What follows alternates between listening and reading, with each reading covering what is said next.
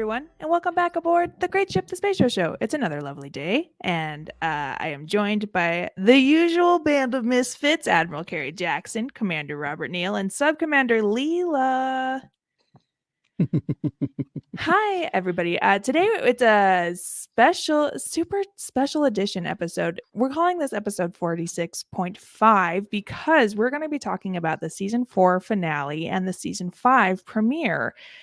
The season 4 finale, Redemption Part 1, and the season 5 premiere, Redemption Part 2, all about Worf. Finally, we're getting some good Worf. Well, well, I just hope we all wore our Klingon bustiers for this episode. I cannot wait to talk about these girls and their girls. I brought my teenage Klingon nephew to kick around. I cannot wait to rag on this kid. The world's most annoying child Klingon. No. Second most. I know, right? I haven't fully met teenage Alexander yet. Oh, no. Teenage Alexander, you only want to launch into the sun. Child Alexander, you kind of wish that Luxana, you'll get to it. There's an episode where Luxana has an opportunity to put us all out of our misery and she doesn't take it. Oh, Luxana. Yeah. Well, we know how she feels about living long and prosperous lives. So in Redemption Part 1, both Captain Picard and Lieutenant Worf must decide where their priorities lie as the Klingon Empire descends into a bitter civil war. The Enterprise goes to the Klingon homeworld to attend to the installation of Gowron. Jump scare. There it is. Our favorite bug-eyed Klingon. So they are on their way to the Klingon homeworld to attend the installation of Gowron as the new head of the High Council. Captain Picard encourages Lieutenant Worf to seize the opportunity to clear his name. However, Gowron boards the Enterprise, asking for hasty help to prevent a Klingon civil war. He claims that the sisters of the late traitor Duras, Lursa, and Betor had a corrupt conspiracy supported by at least 3 fleet commanders. Picard is the only established and acceptable arbitrator. Under Klingon law, women may not serve on the council, hence their plan is unknown. Picard says that he will step beyond the traditional role of arbiter and act in accordance with Klingon law. I love that Picard is just kind of an honorable Klingon. Well, you don't get to be the Chadich, by being a complete, he's the rule following Klingon. Oh, yeah. Worf tells Gowron all about his family drama, that it was Duras' father who betrayed the Klingons at Khitomer and collaborated with the Romulans. And Worf says that there is proof of this betrayal. He says that he accepted his guilt before the council to protect the Empire, since Duras' family was too powerful, and exposing Duras would have split the Empire. However, it seems kind of doing that anyway. The council knew, and Worf wants his honor reinstated, but Gowron is skeptical since Duras' faction still sits on the council and supports his family. What do we have here, Carrie? This is the Gowron action figure from the Next Generation line. Looks nothing like him because the eyes are not nearly... I can't see the eyes at all. Exactly, also, they're not he bugged doesn't enough. He doesn't have his cloak, and I don't recall Gowron ever having a targ in any episode. There is one here with a cloak. There we go. That was the special edition, I guess, Gowron with a cloak. And are these toys that you used to have, Carrie? Yes, and I sold them all. We both had them. Yes, Gowron. It's called Ritual Klingon attire. Sometimes we would get together and make our Gowrons kiss. Jump scare. You can't Gowron with Gowron. But I'm cheap. There's a Twitter feed that the Geekshow Twitter feed follows called Coach Gowron. Oh no! And it's Gowron just giving actually heartfelt inspirational speeches. But now you've just told me the show that I now need is Ted Lasso, but with Gowron. But with Gowron. Stop this. You get all the cultures, all the fandoms together in one show, right there. How can you lose? You must believe in yourself and your house. So this is not at all this episode related, but the Coach Gowron account is currently on a hiatus. But they keep reposting this YouTube video of Matthew McConaughey counting to pi to the millionth digit of pi. Maybe Coach Okay. Garon is on vacation. He is. Summer Oh, vacation. here we go. From November 25th, 2023. To derive pleasure from hatred is to revel in dishonor. A true warrior knows that hate is the source of misery, not of glee. Resist those who take delight in harming others. Know hate when you see it, and may you forever feel the righteous joy of standing against it. Oh, that's nice. And your house. Oh, follow. Okay. Yeah. You get a follow. So Worf, big mad. So he goes to the phaser range to go practice, which I didn't know the Enterprise had a target practice range. The original had a bowling alley. Oh my God. It did. love Right to under the go. right under the shuttle bay. There was a bowling alley on the original Okay. Enterprise. I'll start work on a logo for the USS Enterprise Bowling League. I will want No, one. shirts. Yeah. So Worf at the phaser range practices at a level 14. This is very important.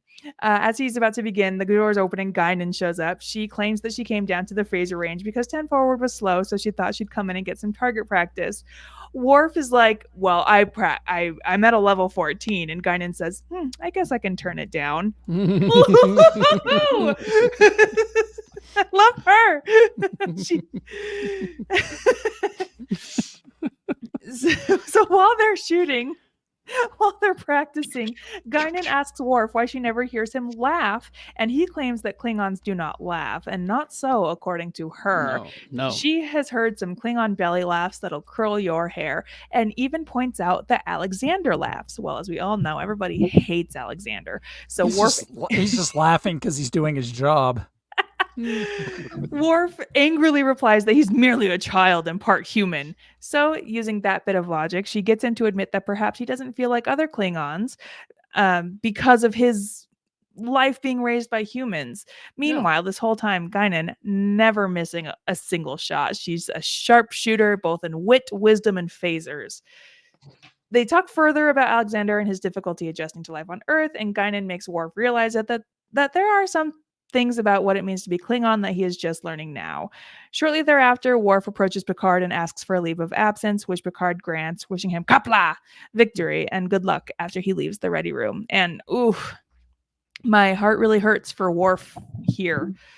So Worf arranges a leave to visit his brother Kurn, who is currently serving on a Klingon ship. Kurn feels both old factions must be swept away. 4 commanders would side with their family.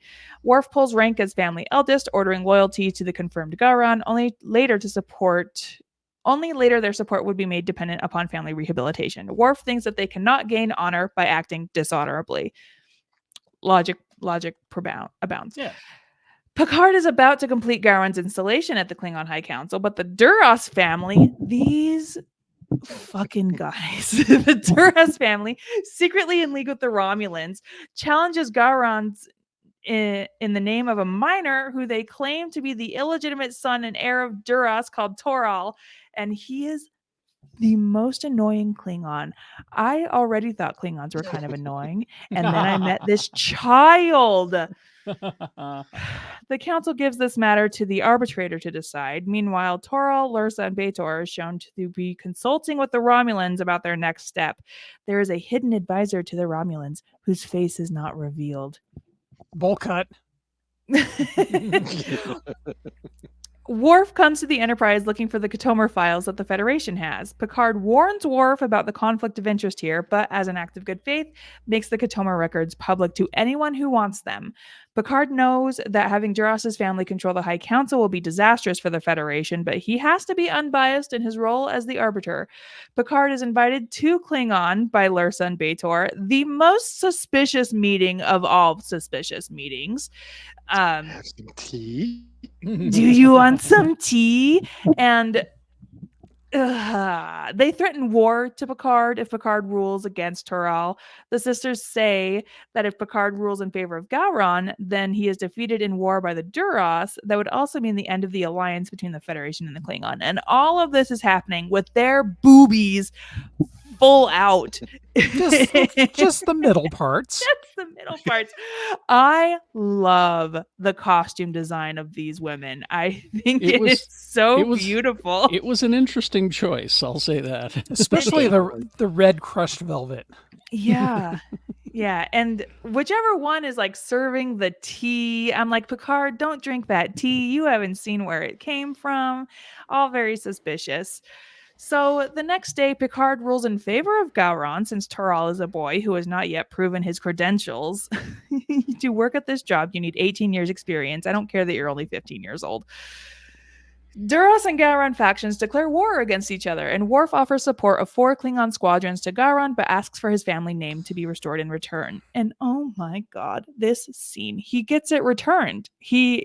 They restore the Worf family name, and of course, me, biggest crybaby on the planet, very, very full of tears. The House of Moog has been restored.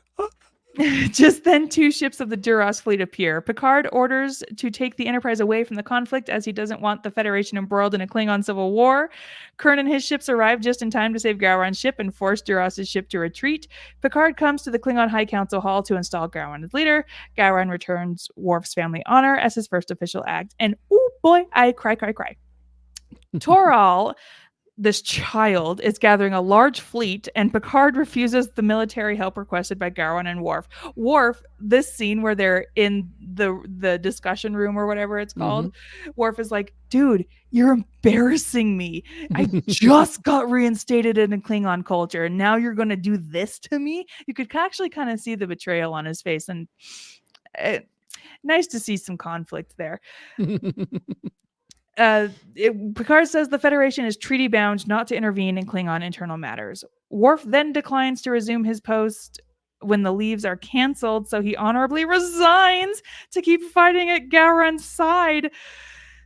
And then the final scene of this episode, Picard escorts Worf with full military honors. They go in the elevator, and then the elevator doors open, and then the whole crew is down the hall, and they go to the transporter room, and Picard and Worf is like, permission to leave the ship, and Picard is like, permission granted, and then he leaves. And then Calm Meanie steps out of line and goes, "Goodbye, have a beautiful time." Goodbye.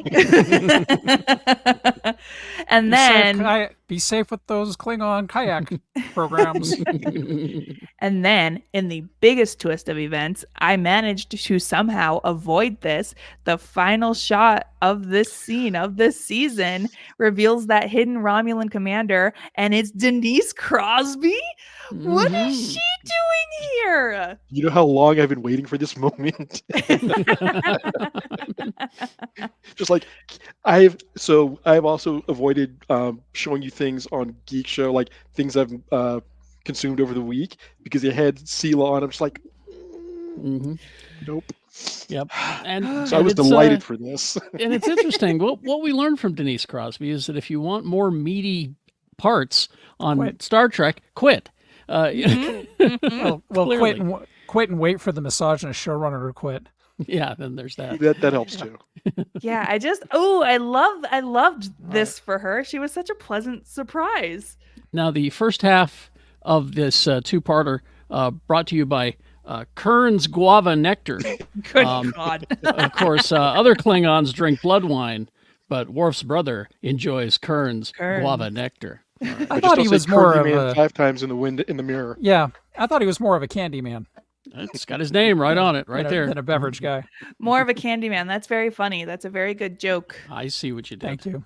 That is a very good joke. I workshopped that for about 30 years. Curdy man. Girl, stop it. Let's do some trivia before we jump into the season 5 premiere. So, for Redemption Part 1, in 1991, former President Ronald Reagan visited the set during the filming of this episode. After being introduced to several actors dressed in full Klingon warrior garb, Reagan was asked what he thought of the Klingons. "I like them. They remind me of Congress." Mom. You suck. Boo. And then he defunded them. Boo. All of our problems today come from Ronald Reagan. Yep. According to Michael Piller, the redemption story arc was initially conceived as the cliffhanger for the 3rd season, but was delayed for a year to make way for the Best of Both Worlds Part 1. So no matter what, Denise Crosby, does she come back for like every series, for every season finale? Yeah, she actually plays Mark Twain in the season 6 finale. Oh shit! It's amazing, isn't it? Now it's funny because we did get a Sela action figure in the Next Generation Playmates line. Oh, from here she looks bald. But we didn't get we didn't get a Lursa or Bator action figure in the Next Generation line. Boo! We do get them. We do get them Eventually. Yeah. What do you mean eventually. we do get the okay? The last piece of trivia I have for this episode: the revealing costumes for the Duras sisters were designed by Robert Blackman, and they were quickly dubbed Klingon cleavage among fans with a K. According to the production staff, neither actress used chest padding. So it's all real. Heavy naturals across the board. Way to go, Bob. So, how did you guys watch this live as it aired? As it aired, yes. How would you consider the wait between the finale and the premiere compared to like the Best of Both Worlds and the premiere for Best of Both Worlds Part 2? This one was okay. It was a fun wait, but it wasn't like Best of Both Worlds. We had magazines like Starlog, pre-internet, of course. Starlog talking about how Patrick Stewart was in contract negotiations, and so we kind of knew that we may not get Picard back, and so waiting. Yeah, the Sela thing was what we were all really talking about. Now, how is she a Romulan? I don't understand this. Right, you know? right. That was the thing that really got us the whole time, the whole summer.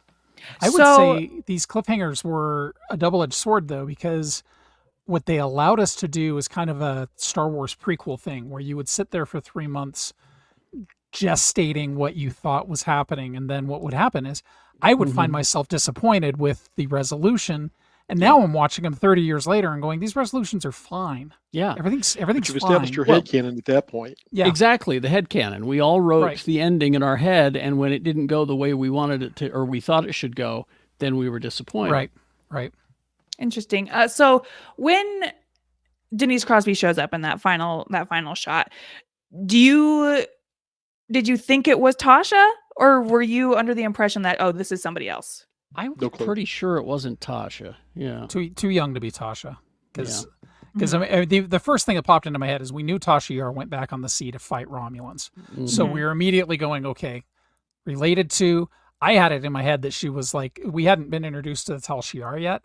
So, but in my head, I was like, this is like a Romulan psyops that they're going to get in to mess with Picard's head. With, somebody who looks like Tasha Yar. That's kind of where I was going as well. Yeah. Interesting. Well, let's pretend months have passed and now we are able to watch the season 5 premiere, Redemption Part 2. As Worf fights in the Klingon Civil War, Captain Picard and his crew must stop the Romulans from helping their pawns achieve victory.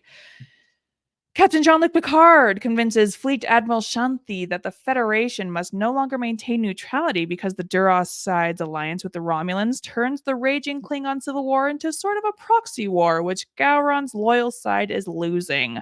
There have been 3 major engagements in the last 2 weeks, each won by the ships loyal to the Duras family. He proposes a blockade of Romulan space so that the Duras faction stops receiving help from them, but no offensive action against anyone. To overcome their cloaking devices, the Federation ships will deploy a tachyon beam, which when interrupted will reveal their positions. Very clever. Some very clever engineering aboard the Enterprise, but kind of like a net. It reminded me of the Tholian web, because the Tholians would use multiple ships. Yeah, a little bit. All major Enterprise officers take starship commands. Riker, you're going to be a captain whether you like it or not. Also, get your butt in the chair.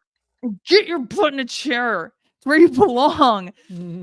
Also getting command of a starship, Data, who had to ask for it first, but upon being asked, Picard assigns him to the Sutherland. Data immediately faces a transfer request from his first officer, Lieutenant Commander Christopher Hobson, who has a prejudice against androids, yet Data keeps him on. And this moment is hilarious to me because he goes up to Data, requests the transfer request, explains his reasoning. I'm a racist. And Data goes, interesting, noted, declined. No, Commander Poop Pants, you can't leave. No, you will fight in this war. Tasha Yar air quotes, seen at the end of the last episode turns out to be Romulan Commander Sela. She gets reports of Federation fleet entering Klingon space and issues orders of her own. The Federation fleet has 20 ships and they deploy the tachyon beam net near Romulan neutral zones. Sela finds out about the tachyon net and Sela issues orders to find a way around that. The thing I love about the Romulans, and you're not going to hear me say this often, is their technology and their knowledge and war tactics very up there and on par with the Federation. They have proven themselves to be so extremely technologically advanced and well, I mean, think about it. They're essentially Vulcans with emotion. I mean, and they do such a good job in the original series and in this one of having them just disappear for large periods of time. So, original series, we knew there'd been war with the Romulans, but they were still very mysterious. And then they disappear the original series time and don't come back until next gen time. And I wonder if that's why I like them. I wonder if that's why I like them, because they are elusive and mysterious, and we know that they are pretty technologically advanced. There's not a lot of story baggage there, Yeah, and their motives are very crystal clear, and they do.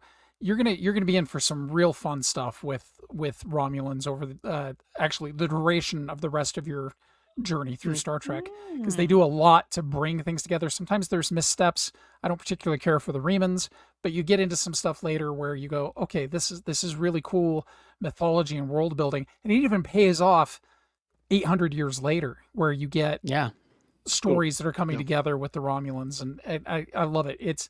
They're not as Machiavellian as the Cardassians, right? But they're like the bad guys that you understand because their motives make sense.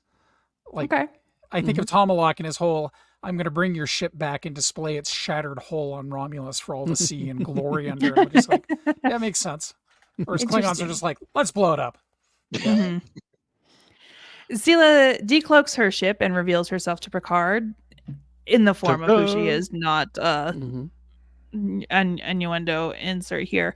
She demands that the Federation withdraw their ships from the Romulan borders. Picard is startled to hear that the Romulan commander Sela claims to be Tasha's daughter. First, he thinks it's a lie, and then hears Guinan's theory confirmed. Guinan says that when the Enterprise C emerged from the wormhole, Picard was on the Enterprise D with Tasha. Tasha wanted to transfer to the C, and Picard allowed that. C went back through the wormhole to fight the Romulans, and there were survivors, and Tasha Yar was one of them. This would mean that the previous Enterprise is indirectly responsible for the present conflict. When I pieced it together that Tasha survived, my heart exploded into a million bajillion pieces. I thought things were gonna go well for her. Not for our friend Tasha Yar, who grew up on a planet full of rape gangs. Yeah, she has terrible luck. Picard meets Sela on the Enterprise, and she confirms Guinan's theory. She also says that Tasha survived by marrying a Romulan general. I don't think by choice. And Sela was born a year later. Tasha tried to escape 4 years later with Sela, but Sela betrayed her escape attempt and Tasha was executed. My girl cannot even get a good death in an alternate timeline. Nope. And that rotten kid. But here's what's weird. Not an alternate timeline. Right. Star Trek does weird things with time travel. Sometimes you split into something like the Kelvin timeline, where you're like, "Oh, alternate timeline." It's a splinter streamline, and then you get things like this. Or a lot of times in the original series, they're like, "Oh, we gotta go save the whales," so we're gonna go time travel and get the whales, right? So, I would like it. It's my only real gripe is like figure out your time travel, but at the same time. But does the time travel seem to be pretty consistent up until the JJ stuff with the Kelvin timeline? For the most part, yes. Yeah. Maybe that's because I like the way that they approach time travel in like the original series and here, but I don't like the way it's approached in the JJ averse. But it's just a time split is all. Yeah, it's one of the few times they have a time split in Star Trek canon, but I think also it has a lot to do with what Spock had on a ship in the JJ story, and just the sheer amount of power. I mean, maybe maybe a star exploding could cause a timeline to split. I don't know. I mean, we can hand wave it all away, but Well, I mean, and we get evidence of what you're talking about later in Mhm. a thing. Sorry. Sorry. What's unfortunate, the deeper we get into Next Generation is the more it resonates in future stuff that we can't exactly talk about just yet. Well, with you. With me. You guys can do your own space show and talk So- about we don't everything want else we don't after. want If it makes you feel a little- if it makes you feel any better, we do get Sela's different narration of what happened when Tasha tried to escape in a comic that actually just came out a couple of months ago. Oh my gosh, for real? Her explanation of her realization of what was going on and how she reacted to it as a child, looking back, is vastly different. How do I get this how do I get this comic? Go If to you the store? only knew where a comic book store was. You should talk to your space uncles that keep buying these comics. Space uncles. Yeah. I still to this day, Star Trek Online, which is not canon, but it is the video game of the Star Trek universe, and a lot of fun. They've managed to get a hold of almost every major actor other than Shatner, Patrick Stewart. They managed to get John Delancey. Denise Crosby came in and voiced Sela for a storyline that takes place 20 years after Next Gen, where she's actually the praetor of the Romulan Empire. Whoa. And it's pretty wild stuff. For your alternate timeline, not canon stuff, you can get into some really cool things. The other thing about Star Trek Online that I give them huge props for is when Leonard Nimoy died, they actually put a beacon to Spock in the middle of Vulcan space, this hologram. So it's fun, but wildly inaccurate, but it's neat to see. It's neat to see the old actors coming back, and I mean they managed to do a DS9 story before Renee Auberjonois died, and it's neat stuff. He came back. Chase Masterson came back. Most Yeah. of them did. Chase Wow. Masterson. I can't Please. wait for Rebecca to be introduced to Chase Masterson. My girl. Well, mostly I can't wait for Rebecca to be introduced to you and Chase Masterson. We had a moment. Oh my god, I'm so excited. Were you on She the said pre- Dabo, and I saw my whole future. panel? Oh, because she was a delight on that panel. She was delightful on that panel. What She panel was this? So we did a 25th anniversary DS9 panel 6 years ago, and she was on the panel and told stories and chatted about the actors and actresses and the set, and it was lovely. Oh, she's wonderful. Must be nice. So now the Civil War is not going well. In fact, it's going quite badly. And Well, it's a Worf's Civil War; loyalty, they never go well. yeah, Worf's loyalty to Gowron and his family and leadership are challenged at his own side, and he falls in the hands of the Duras the Booby sisters, Lursa and Bator. They propose that Worf mates with Bator to produce a legitimate heir to the Empire. I don't like it when Worf is just used as a baby daddy. Come Which on, is- Worf. You know you wanted Worf. Which is now happening more than once. Worf refuses, thank God, and is handed over to Sela, who needs the Federation ship capabilities from him. Lursa is angry at being ordered around by Sela. Picard coordinates with his fleet and Gowron's forces. Gowron attacks Dura, and Duras' forces face defeat and ask for help from the Romulans. Picard opens a space in the net deliberately to lure the Romulans into using it, but again, the Romulans, they're so freaking smart. They see right through the strategy and decide to attack Data's ship, which is having engine trouble. They went like this. That's bait. That's bait. But they're like the passive aggressive paranoid aunt that's always one step ahead of your parents. Mhm. There you go. Sela's ship sends a tachyon burst to punch a hole of 10 million something or others, kilotachyons around Data's ship, and that's where they will go through the net. Federation ships are ordered to reassemble at Gamma Eridon. Data thinks that the tachyon burst would have left a tachyon residue on the ships. He asks Hobson, number one android hater, to reconfigure the sensors and bring phasers back online, but Hobson says bringing phasers online will flood 3 decks with radiation, and he is angry at Data for not valuing human life. I guess Who could blame him? Mhm. Data ignores Picard's pings and uses his sensors to find the Romulans and fires low-intensity torpedoes at them. The torpedoes score direct hits, and Sela knows that they have been discovered. She orders the fleet back into Romulan space. Lursa and B'Etor are on their own. Tyrell is captured. Worf escapes, and Lursa and B'Etor run away. At the High Council, Gowron offers Toral's life to Worf, and I'm like, oh my god, is Worf gonna kill this kid? We were all hoping. We all had our fingers crossed. Worf, you're a Klingon now, do the thing, and then Worf declines and returns to Starfleet. What the hell, Worf? You know they did something to that kid after Worf left. I hope. Not my circus, not my monkeys. Starfleet. Well, yeah, so there's a guy just down the street from the Klingon High Council who keeps a pen of wargs, and he'll make them disappear. Mhm. So I just know if I were Gowron, jump scare, Ah! I that kid would be a slave or something. That kid's getting something. tortured. Something, yeah. In prison or something. Mhm. Yeah, I'm sure he is. do you like my new table? For my house. My house ties the So- whole room together. Ah. Some trivia during this episode. It is revealed that Data has served in Starfleet for 26 years at this point. Mm. This is the 100th episode of Star Trek: The Next Generation. Insane. One of the blockade ships is named Tiananmen, probably in Tiananmen. reference to Beijing's Tiananmen Square. Tiananmen. Gene Roddenberry based the Romulans on communist China. Hmm? Ooh. So also kind of a bummer that Reagan was like, yes, I like them.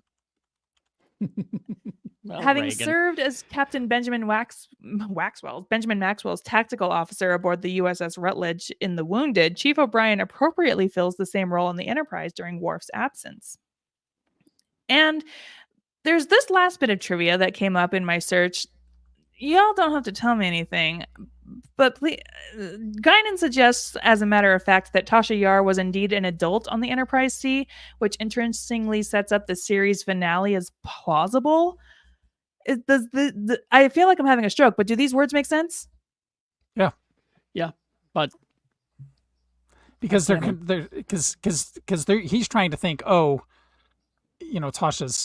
would have been too young to have a 25-year-old kid in our time, but he's saying, she went back as an adult on the Enterprise C. mhm. But it Is that says what- the series is finale. Oh, right. Oh, yeah, so no, we yeah, can't- that's yeah, we can't. Okay, talk so about they mean Spoilers. season. yeah, typo. Okay. Yeah. Okay, that's where I was like, what do you mean series? Anyway, okay. Or it could have Good been to written, know. or it could have been written by somebody in England where they consider a season a series. No, that's fair. Also that. true. That's true. That's fair. Well, that does it for Redemption Part 1 and 2. I when I scheduled this as a two-parter on its own, I was kind of hoping this would be a more exciting two-parter. It's good though. It's good. It is very good. Yeah. Do not get me wrong. And I'm so happy to see Worf getting his due. But again, I just I feel like they're mishandling Worf still. Like Maybe. I would have In my opinion, Worf really doesn't get his due until much later. Season Agreed. 4 of DS9. Yeah, exactly. No, it's Um, hard. It's hard because Worf is a fantastic character, and I really feel like Michael Dorn had the capability of bringing so much more to the table if he'd been allowed to. And he was definitely behind Data, a fan favorite, right? So Mhm. there's a lot they could do, but they were, I think they were in danger of one of them becoming the Wolverine character, where they overshadowed Yes. the ensemble so much more. Mm. Wesley. That's a thought. Now I wonder if Sela wouldn't have made sure that her mother got killed at such a young age. Do you think that she would have told Sela stories about her ex-boyfriend Data? Do you think? Wow. He was I don't fully- think so. She got laid by him that one time. Well, but they were,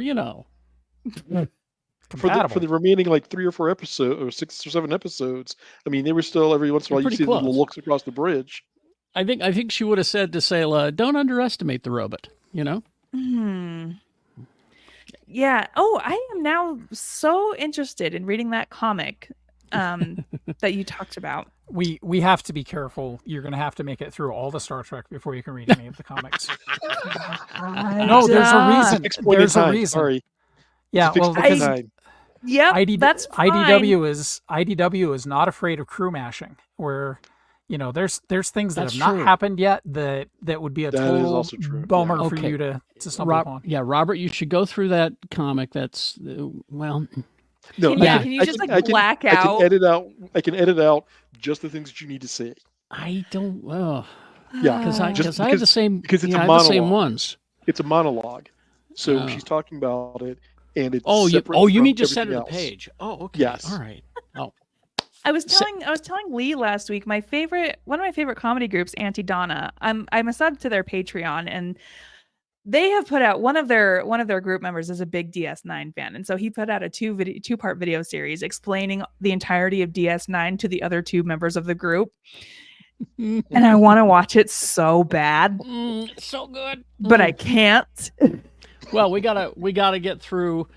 How many more seasons have we got? 3. 2. So we're in season 5 now. 6, and 7. 3. So 3. 3 more seasons. So about of 3 Next Gen. seasons, and then the movies. So next episode, But there's only 2 movies. I know you keep saying that, Lee. He's not wrong. Listen, Carrie and I watched all of the animated series. Like, there is no place we will not go. I watched all of the Okay, animated Riker series Jr. too in 1973. Oh, it was so bad. Oh. So next episode, we will be talking about these season 5 episodes: Darmok, Ensign Row, Silicon Avatar, and Disaster. I've And got terrible news for you. I'm going to be excited. They're all good. They're all good. I did so a bad thing.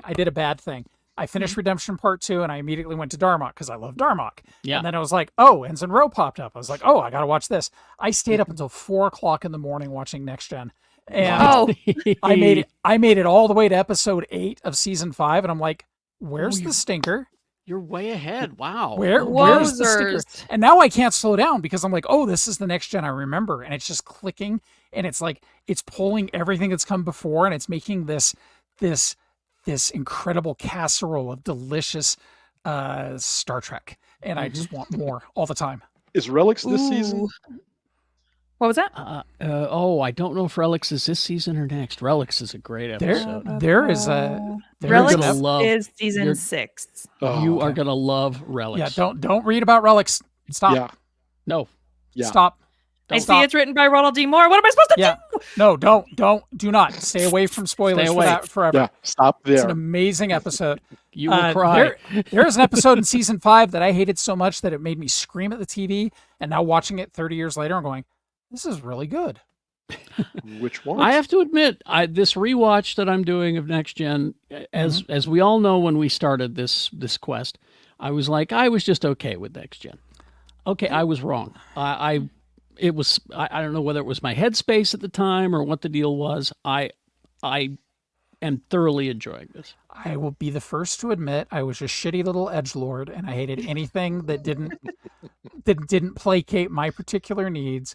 But there's a bit with Picard and some kids, and I have derided this episode for 30 some odd years now because he fucking sings Frere Jacques, and I'm like, I hate this episode. And now watching it back, I'm like, this episode's really good.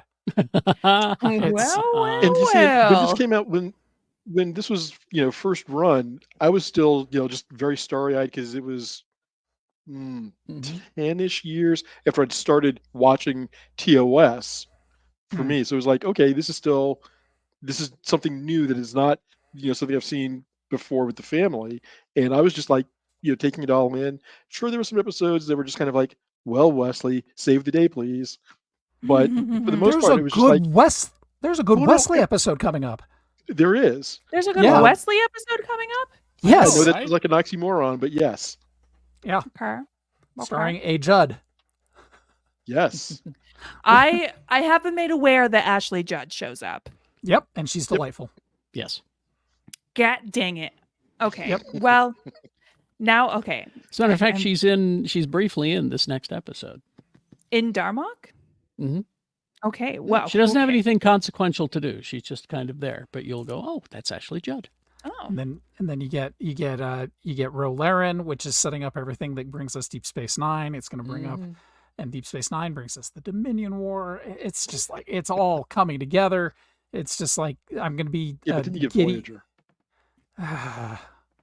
That's going to be my animated series watch through, because I've tried Voyager Same. every 10 years since Voyager and just Really? gone, Wow. I just don't care for it. But I wonder if now that we've, been doing this watch through and having these discussions and like, looking at taking a bit more of an in-depth look to it, if you might appreciate it more.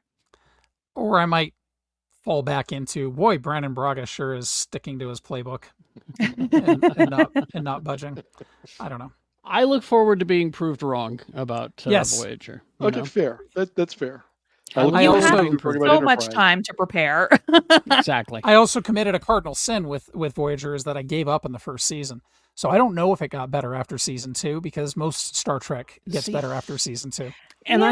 I hung around, but I didn't care, and so I was watching with just like one eye. Yeah, and that was kind of me as well. Yeah. It did get better, Lee. I mean, it got better. Then they did bring the kid cousin in to save the show, a thing, and Yeah. then it got better again after that. When they were like, Yeah. we don't need to use the character in this way. We could just tell good stories. And then there's I mean, the I will tragedy admit, that is, for the longest time, I referred to that show as the Barbie, Borg, and Janeway show. Okay. but What's wrong don't with let that? us, nothing. Nothing. And, my mother-in-law loves Voyager. It's her favorite Star Trek. Really? So, yeah. Because That there's just this shows that thing there's a Star about, Trek for everyone. well, and there's a Mhm. thing about representation. So you have a 40-year-old woman on the bridge, and all of a sudden your 40-year-old mother-in-law is going, oh, this resonates with me. Mhm, And so exactly. that's where Star Trek is important, because despite what all the naysayers say right now, they've been at it a long damn time. Yeah. And How come all of the black captains were just commanders when they started? Also, as we are recording today, last Discovery, the final yeah. Discovery episode that you guys get to watch. I hope you guys hate it. I'm gonna hopefully fit it in today, if not tomorrow for sure. I'm just going to be upset at it. I'll I just it's so good, and Discovery is what's going to, Sonequa Martin Green has just been so transcendent this season. She just has been just goddamned amazing, and all of it. Discovery is what's going to finally get me off Facebook. Oh, Yeah. No, I just can't handle the comments section. I like to celebrate my media, and I shouldn't read the comments, but I'm like, I want to see what people are enjoying about it. And it's all just pissy little white boys yeah. whining about diversity. Don't even read the comments. I never No, read the it'd comments. be so much easier for me just to get off of that poisonous platform in the first place. And It's all just bad AI art anyway. it's bad AI art and shitty dudes that look like me being shitty about things that people It's enjoy. all a matter of curating your follows and friends and all of that shit. That's all there is to it. That is why I know? can't leave Twitter. I have my Twitter curated in such a way that it is only mostly positivity and like film Twitter and Star Trek, and it's all things that I like and things I agree with, which is why I can never ever leave, which sucks because it's a garbage site now. But I'm still I'm going down with the ship like Dido. But- Anyway. But maybe I can quit social media and just make more art. Oh. Yeah. Can't put it in the computer though. Can't put it in the computer. I don't want to. And the robot. AI has actually set me free. I don't want to create art for other people anymore. I'm just going to do it for me. So There you go. it's my future. All right. Look, Well, Lee, all I right. made art for you. Well, thank you again, loyal listeners, for joining us on this very special episode of the Space Show. And we will keep going where no man has gone before, but a lot of people have gone before. Jump scare. Goodbye, everybody.